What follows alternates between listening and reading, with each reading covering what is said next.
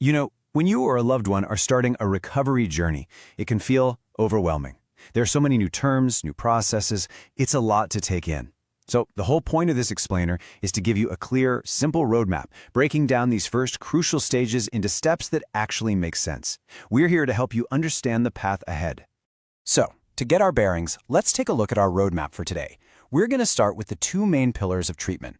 Then, we'll dive into what detoxification really is. We'll also look at why the timelines can be so different for different people, talk about the tools that are used to make withdrawal safe, and finally, we'll turn our attention to the ultimate goal, rehabilitation. Okay, so when we talk about recovery, the whole foundation really rests on two key pillars. They're separate stages for sure, but they are deeply connected. And understanding how they work together is really the first step to understanding the whole process. And here they are, the two core stages. First things first, we have detoxification. This is all about handling the immediate physical symptoms of withdrawal in a totally safe and managed way. And only after the body is stable do we shift focus to stage 2, rehabilitation. And that's all about building the skills and the mindset for long-term control. All right, so let's zoom in on that first stage and see what detoxification truly involves. It's a word we hear all the time, but the clinical process is way more hands-on than most people think. So here's the textbook definition. It's the management of withdrawal symptoms for someone who's physically dependent. But the real key here, the word to focus on, is management. This is not a passive thing at all. And that brings us to this key idea, active management. What does that mean?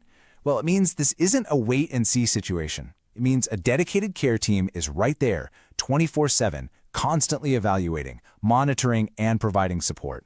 They're actively involved in making sure everything is as safe and as comfortable as it could possibly be. Okay, probably one of the biggest questions we get from families is, so how long is this going to take? And that's such an important question because setting realistic expectations is absolutely vital. Let's take a look at why that timeline can be so different from person to person. And the honest answer is, well, it really depends on the specific substance that the person is physically dependent on.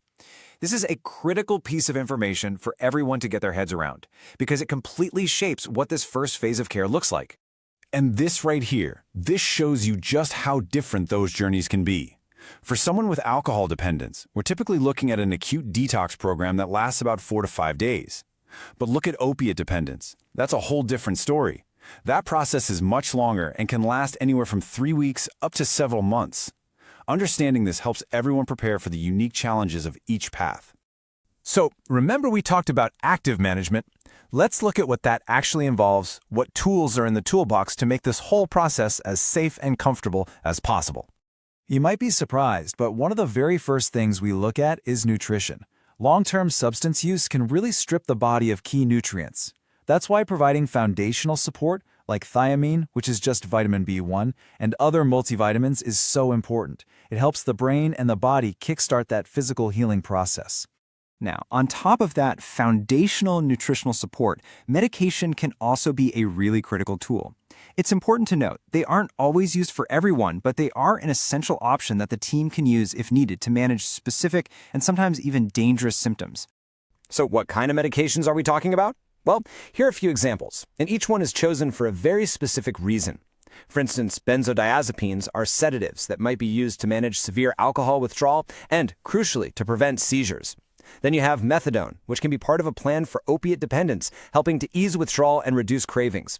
Other medications like long-acting barbiturates or an anticonvulsant like carbamazepine might also be used, but it all comes down to the individual's specific needs at that moment.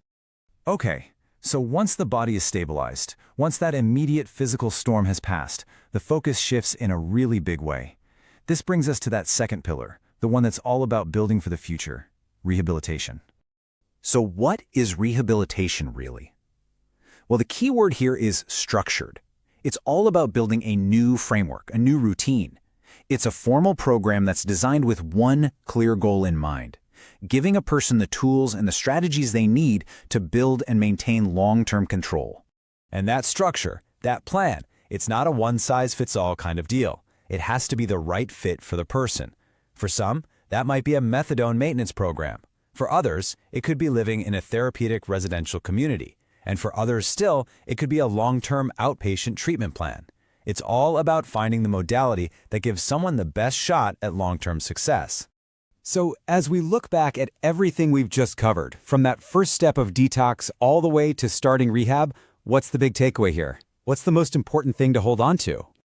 It really boils down to this. The whole journey starts with safety first, dealing with the physical side through that active, careful management we talked about. And once that foundation is solid, then you can start building, creating that structured plan for the future. And that really leaves us with a final and I think a very hopeful question. We've seen that detox is that vital first step, but rehabilitation is where the real work of building a new life begins.